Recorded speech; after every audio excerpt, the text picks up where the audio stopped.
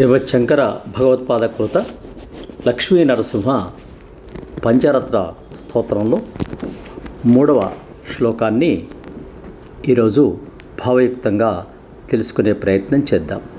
ఇలాంటి అపురూపమైన స్తోత్రాలు మీ ముందుకు రావాలంటే ఆచార్య శ్రీ శక్తి ఛానల్ను సబ్స్క్రైబ్ చేసుకోండి, భగవద్బంధువులకు షేర్ చేయండి, శ్లోకాన్ని ఆస్వాదించండి.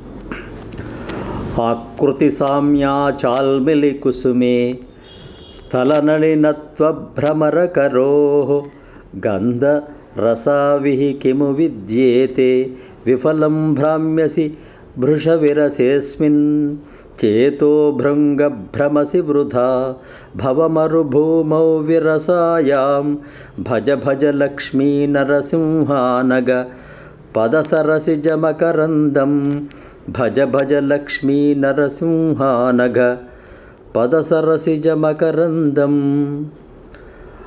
ఆకారము సమానముగానున్నదని బూరుగు పువ్వును చూచి తామర పువ్వు అనుకుంటివి.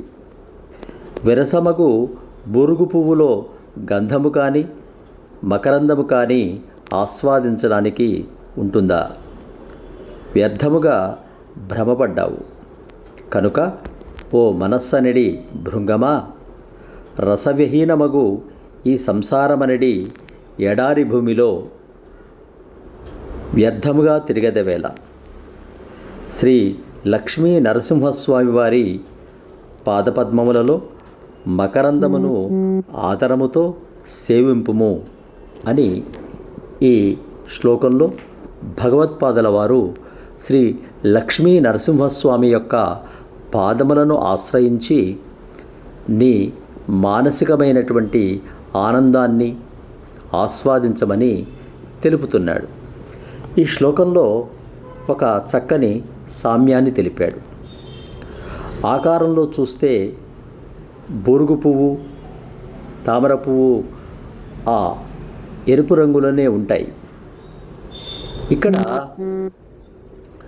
భగవంతుని పాదములు, ఈ సంసారం కూడా ఆహ్లాదకరంగానే ఉంటుంది. కానీ సంసారాన్ని ఆ బూరుగు పువ్వుతో, నరసింహుని యొక్క పాదపద్మాలను తామర పువ్వుతో పోల్చాడు. ఈ పోలికతో స్వామి యొక్క పాదపద్మములందే మకరందం ఉంటుంది.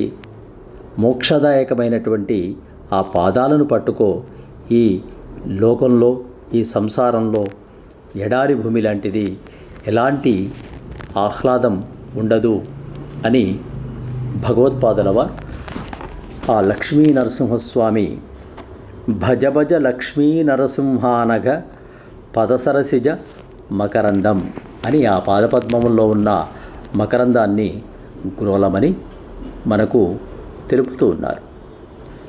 సబ్స్క్రైబ్ ఆచార్య శ్రీ శక్తి ఛానల్. శుభం భూయాత్. సమస్త సన్మంగళాని భవంతు. స్వస్తి.